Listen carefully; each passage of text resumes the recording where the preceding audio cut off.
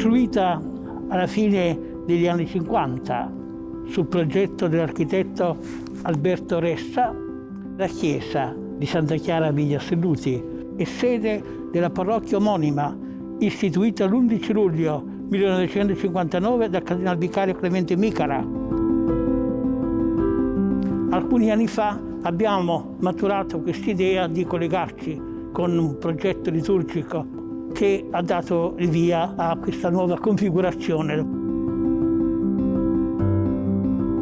Davvero oggi la Chiesa appare non il prodotto di una sola persona, ma l'opera corale di più volontà e di più generazioni, come avveniva nelle chiese antiche e come sempre dovrebbe essere.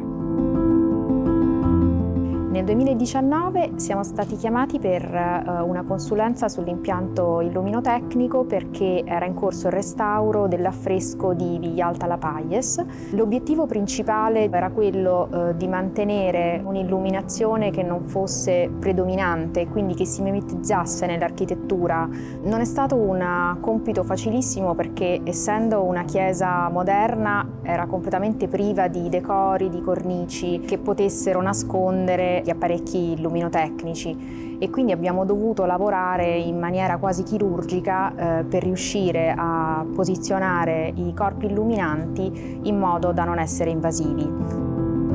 Quelli che proiettano dal fronte dell'affresco siamo riusciti a installarli sulla finestra che si trova di fronte all'altare, e in questo modo resta completamente nascosta all'assemblea ed è visibile soltanto dai celebranti. Per quanto riguarda invece l'illuminazione laterale, che necessariamente andava installata più vicina, abbiamo optato per un posizionamento su dei binari appoggiandoci ai pilastri esistenti, all'ultimo pilastro. In alcune posizioni dell'assemblea c'è la vista sulle cappelle laterali, quindi bisognava fare attenzione che i proiettori non andassero ad invadere questo taglio della vista.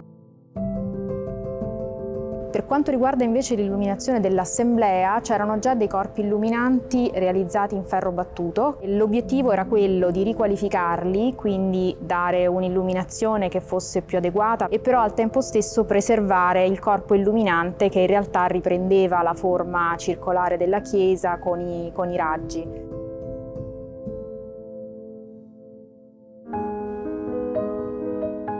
Nel complesso siamo molto soddisfatti per il risultato che si è ottenuto. È stato essenziale il supporto che ci ha dato la ERCO nella scelta e nel controllo continuo del progetto.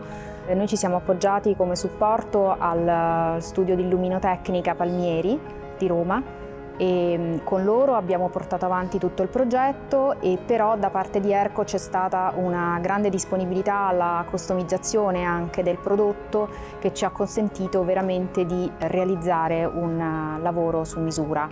E questo ha reso soddisfatti noi progettisti e sicuramente anche i committenti, che hanno visto un lavoro realizzato con gli obiettivi che si erano prefissati.